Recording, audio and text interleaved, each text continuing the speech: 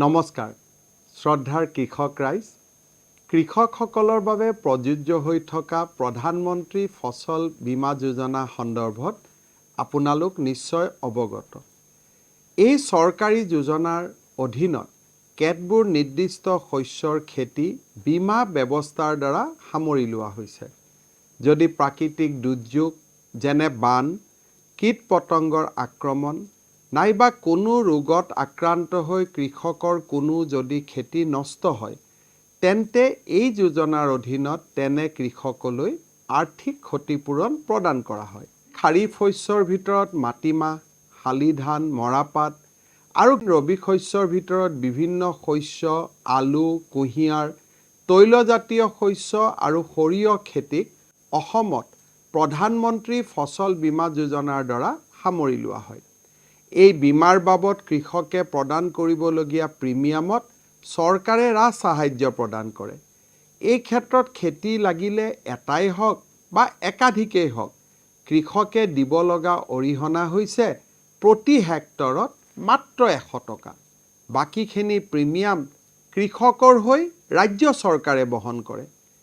100 টকা অৰিহণা কৃষকৰ পৰা এইবাবেই লোৱা হয় যাতে কৃষি নষ্ট হ'লে তেওঁলোকে বীমাৰ ধন দাবী কৰিবলৈ নাপাহৰে।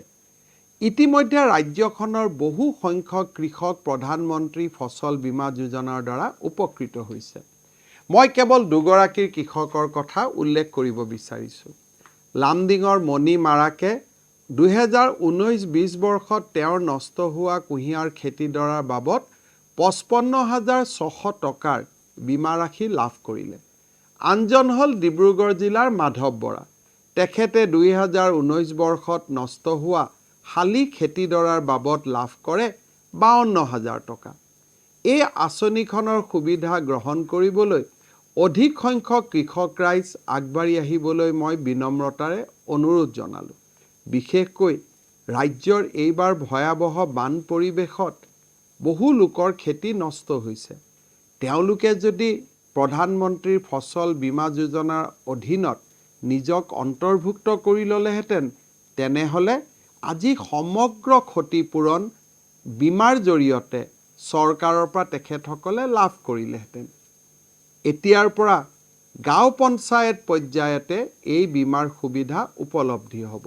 আহক আঁচনিখনৰ অধীনত শস্য বীমা কৰি আমি নিজৰ আৰ্থিক সুৰক্ষা নিশ্চিত কৰোঁ।